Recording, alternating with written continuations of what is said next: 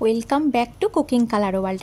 আজকে তোমাদের সাথে পনির দিয়ে পটলের খুব সুন্দর একটা নিরামিষ অথচ সহজ রেসিপি শেয়ার করব। এই রেসিপিটা বানানোর জন্য অবশ্যই কচি পটল দরকার। পাকা পটল দিলে এই রেসিপিটা একদমই খেতে ভালো হবে না। প্রথমেই দেখো গোটা গোটা পটলগুলো নিয়ে সাদা তেলে অল্প লবণ দিয়ে ভেজে নেব।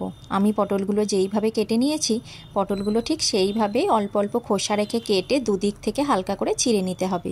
পটলটা যতক্ষণ ভাজা হচ্ছে ততক্ষণ একটা মশলা বানিয়ে নিই।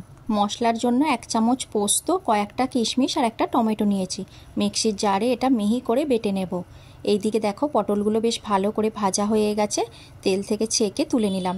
এরপর পটল ভাজার পর অবশিষ্ট তেলে আদা কাঁচা লঙ্কা বাটা দিয়ে বাটিটা ধুয়ে অল্প জল দিলাম। এরপর রোজকার যে মশলা পরিমাণ মতো হলুদ গুঁড়ো, জিরে গুঁড়ো, কাশ্মীরি লঙ্কার গুঁড়ো, পরিমাণ মতো লবণ আর সামান্য চিনি দিয়ে মশলাটা ভালো করে কষে নেব যতক্ষণ না মশলা থেকে তেল ছেড়ে আসে। মশলাটা ভালো করে কষানো হয়ে গেছে, মশলা থেকে তেলও ছেড়ে দিয়েছে। এইবার আগে থেকে ভেজে রাখা পটলগুলো কড়াই দিয়ে মশলার সাথে ভালো করে মিশিয়ে নিয়ে কড়াই ঢাকনা চাপা দিয়ে পটলটা সেদ্ধ করে নেব।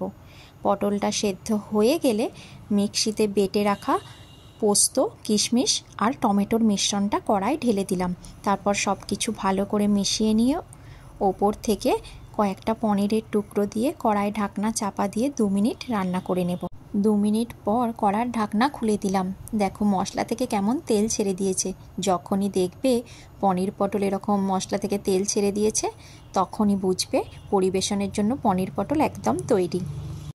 আজকের এই সহজ নিরামিষ পনির পটলের রেসিপি তোমাদের কেমন লাগলো কমেন্ট করে জানিও। যদি ভালো লাগে চ্যানেলটি সাবস্ক্রাইব করে পাশে থেকো।